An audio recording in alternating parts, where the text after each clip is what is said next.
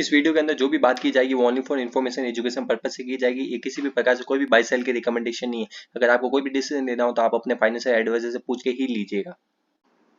नमस्कार दोस्तों, आप सभी का स्वागत है आपके अपने यूट्यूब चैनल में। जैसे निफ्टी का जो रजिस्ट्रेशन सपोर्ट एरिया वो मैंने आपको कल अपने वीडियो बना के मैंने आपके साथ व्यू शेयर किया था। मैंने बताया था 100 से लेके 120 इसका सपोर्ट का काम करेगा। तो आप देख सकते हैं जो निफ्टी जो आज लो लगाया वो 18,137 का लगाया।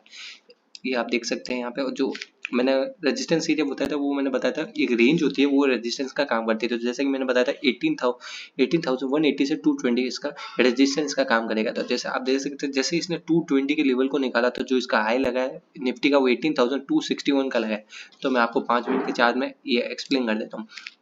अगर जैसे देखिए आप मॉर्निंग में देखेंगे तो इस कैंडल में जो हाई लगा है वो लगा है 226 का लगा है। इस कैंडल का जो हाई है 224 का है। तो यहाँ पे क्या होता है कि एक्चुअली जैसे कि ये दूसरी बार भी आप देखेंगे तो इसमें हाई लगा था 228 का लगा। तो यहाँ पे क्या एक्चुअली ट्रैप जोन होता है। यहाँ पे काफी सारे ट्रेडर्स होते हैं वो ट्रैप हो जाता है। एक्चुअली क्या है कि इसके साथ में सारे कंपोनेंट्स होते हैं जो हमें वहाँ पर जो जिस हिसाब से वहाँ जब मार्केट ओपन होता है और जिस हिसाब से बिहेव करता है उसके हिसाब से हमें ट्रेड लेनी होती है। तो इस चीज का ध्यान रखिएगा। ये लास्ट मोमेंटम है, इसमें ट्रेड बनी थी उस टाइम हमें यहाँ पे एंट्री लेनी। क्यों बताऊँ, इस कैंडल्स में जो भी है ना इसका हाई है ना, हाई का ना जो इस कैंडल में जो हाई लगा है ना नेक्स्ट कैंडल उसका हाई को ब्रेक नहीं करी और वहां पे कोई कंफर्मेशन नहीं मिला कि यहाँ पे बाय करना है। इस चीज का ध्यान रखिएगा, इस चीज का ध्यान रखिए। लेकिन जब एंडिंग के सेशन में जब इसने जो इस कैंडल हाई लगाया था 223 का, तो नेक्स्ट कैंडल ने इसके हाई को ब्रेक किया और वहां पे कंफर्मेशन भी मिली। इसके साथ में अगर आप कोई इंडिकेटर फॉलो करते हैं तो वहां पे आपको कंफर्मेशन मिली होगी।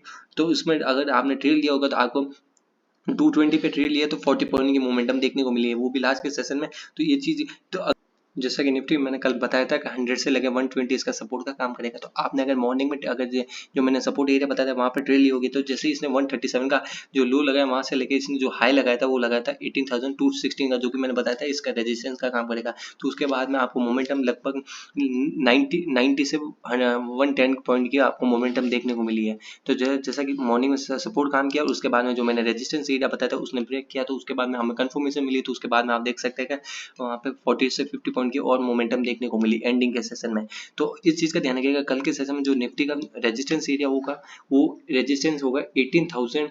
जैसे हमें जो क्लोजिंग मिली वो 18,000 आई थिंक 300 के आसपास की होगी। 18,244 की हमें क्लोजिंग मिली है। तो इसका जो रेजिस्टेंस का जो फर्स्ट एरिया होगा वो 18,300 के आसपास रेजिस्टेंस का काम करेगा इंटरडे के दौरान। और जो सपोर्ट एरिया है जो कि अभी मैंने जो कल के सेशन में जो रेजिस्टेंस बताया वो अभी इसका सपोर्ट एरिया है, यानी कि 18,180 से 220 जो है वो उसका सपोर्ट का काम करेगा।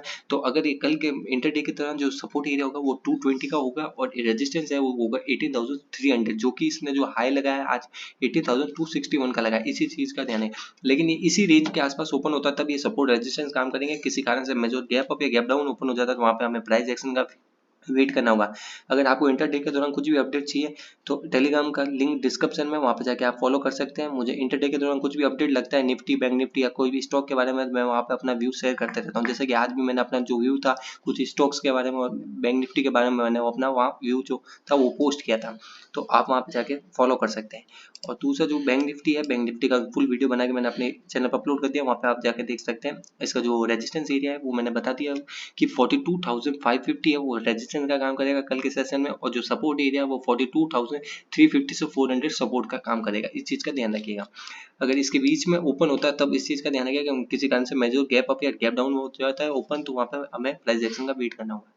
फर्स्ट जो हमारा स्टॉक है उसको HDFC बैंक है। जैसा कि मैंने कल भी आपको बताया था अगर ये 1588 के लेवल को ब्रेक करता है तो वहाँ पे हमें एक डाउनफॉल देखने को मिल सकता है। लेकिन ये 1605 के लेवल के ऊपर नहीं निकलता है जब तक वहाँ पे ऊपर की साइड में हमें HDFC बैंक में कोई मोमेंटम नहीं मिलेगी। तो आप देख सकते हैं जो आज हाई लगा है वो 1604 रुपए का हाई लगा है और उसके बाद में मैंने जैसे बताया था 16 के नीचे हम इसको सेल कर सकते हैं। तो आज एक और मौका मिला हमें सेल करने का। जो इसने लो लगाया था वो 1591 का आज लो लगाया था। और एंडिंग के सेशन में जब इसने 1604 का हाई लगाया तो उसके बाद में वापस एक मोमेंटम साइड देखने को मिली थी जो इसको लेके चली गई लगभग इसको 1591 के आसपास। क्योंकि जो मैंने आपको कल के सेशन में HDFC बैंक का जो रेजिस्टेंस एरिया बताया था 1605, तो आपने अगर वहाँ पे इसको देखा होगा तो वहाँ पे सेल किया होगा तो 1604 के आसपास। तो यहाँ पे जो डाउनफॉल मिला है वो 1691 के आसपास लेके गया, जो कि इसका सपोर्ट एरिया जो मैंने बताया था। तो इस चीज़ का ध्यान रखिएगा, अगर इसको चलना है तो 1605 के ऊपर चलेगा HDFC बैंक, तो इसके ऊपर स्ट्रॉन्ग है, इसमें एक और मोमेंटम आ सकती है, और डाउनफॉल में अगर 1588 के नीचे सस्टेन करता है तो नीचे की डाउनफॉल देखने को मिल सकती है, इस चीज़ का ध्यान रखिएगा।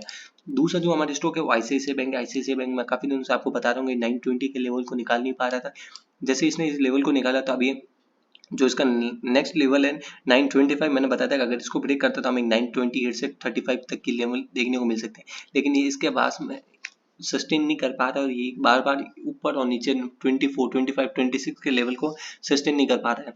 तो इस चीज़ का ध्यान है कि अगर ये 28 के लेवल को सस्टेन करता है तो हमें अप साइड में मोमेंटम देखने को मिल सकती है, और अगर ये 918 के नीचे सस्टेन करता है तो ये वीक हो जाएगा ICICI में। इसको आप स्टडी के लिए अपनी वॉच लिस्ट में रख सकते हैं। तीसरा जो हमारा स्टॉक है वो इंडसइंड बैंक। इंडसइंड बैंक का इस चीज़ का ध्यान रखिएगा, 1180 का रेजिस्टेंस एरिया, इसको ब्रेक करता है तो हमें 1190 से 1200 के लेवल देखने को मिल सकते हैं। इंटरडे के दौरान 1175 के ऊपर सस्टेन करता है तो हम इसमें एक ट्रेड ले सकते हैं, जो हमारा टारगेट होगा वो 1180 से 85 का हो सकता है। ये मेरा पर्सनल ओपिनियन जो मैं आपके साथ शेयर कर रहा हूँ। जो हमारा चौथा स्टॉक है वो NMDC, इसका जो मेरा व्यू था वो मैंने मॉर्निंग में अपने टेलीग्राम चैनल पर डाला था। मैंने इसको 116 के ऊपर बाय का बोला था, और जो टारगेट दिया था वो 117, 118 और 120 के आसपास का दिया था। तो जो हमारा फर्स्ट टारगेट था वो आज कंप्लीट हो गया। तो इस चीज़ का ध्यान रखिएगा, अगर कल के सेशन में 117 के लेवल को सस्टेन करता तो हमें इस चीज़ का ध्यान रखिएगा, इंटरडे के दौरान 118 से 19 लेवल देखने को मिल सकते हैं, और शॉर्ट टर्म के लिए आप अपनी इसको वॉच लिस्ट में रख सकते हैं, जो कि इसको 120 से 25 तक इसको लेके जा सकती है। ये मेरा जो पर्सनल ओपिनियन वो व्यू है जो आपके साथ शेयर कर रहा हूँ। अगर दोस्तों आपको वीडियो पसंद आता है तो वीडियो को लाइक कीजिए, कमेंट करके बताइए आपकी वीडियो कैसे लग रहा है। अगर आपने अभी तक हमारे चैनल को सब्सक्राइब नहीं किया तो सब्सक्राइब करके जरूर जाइए। Thank you for watching my video.